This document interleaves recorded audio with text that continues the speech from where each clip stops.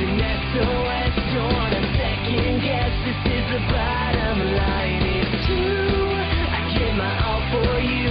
Now my heart's in two, and I can't find the other half. The number one trouble with enterprises, small or large, is too much talk, too little do. A profitable airline. It's called Southwest.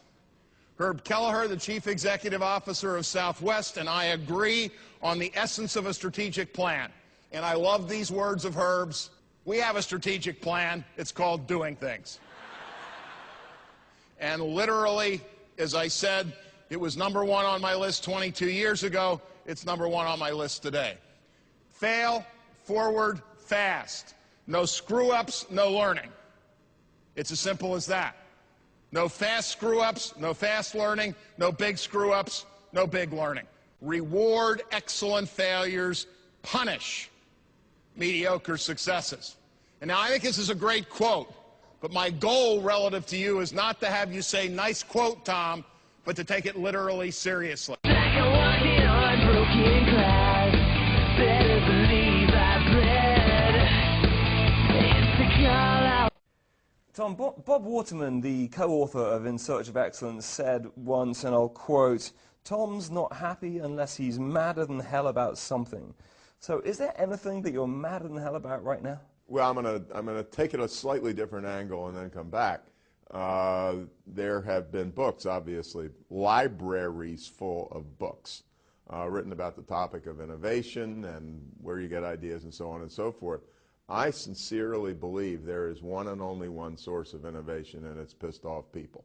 Obviously, that has pragmatic implications in terms of the people you hire and the misfits who you allow yourself to retain until the point, occasionally, where it goes too far. It did with Steve Jobs, actually, for a while. At some level, I think, and I think many of us do this, if you've had some success as a professional, and you're curious, you dig deeper and deeper and deeper into a topic until whatever it was that was significant in the first place becomes unrecognizable. Bevo.com. Before the miscommunication. I'm not sure I can do this, because every time I talk about education, I just want to stand in front of you and weep, because it's so pathetic what we do. First, as we all know, we had the age of agriculture, now largely behind us. Then the age in the industrial age, also fading into the dust. Then the age of information intensification, in which we are currently engaged. We are rapidly moving into the age of creation intensification. I mean, look, our education system is sometimes called the Ford model of education. That is, we nail facts into students' heads. And there's nothing wrong with it if the goal is to employ somebody for 40 years in a Ford Motor Company Model A factory, right? Because the deal is, park your brains at the door, dude. Work your 9 hours, spend your money at the bar, have a good sleep off, and then do the same thing over again. But in a world where all economic value comes from creativity and imagination, then this doesn't work. There was a cover story in Fortune magazine a year or two ago on chief executive officers who had dyslexia. And of course, until recently, dyslexics were treated like dirt in the school system. And the guy who ran Kinko's was a dyslexic. And I love this. When he was being just battered and bruised in school, his mother said to him, "Not to worry, Paul. In the long run, the A students work for the B students, the C students run the businesses, and the D students get the buildings named after them."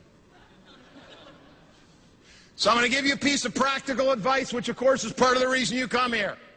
Never, ever, ever for the rest of your working life hire someone who had a grade point average of 4.0.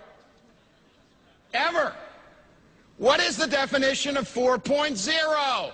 Has been coloring within the lines since the age of 5. Now, I don't want a 2.0, because that means you're either lazy or stupid or both.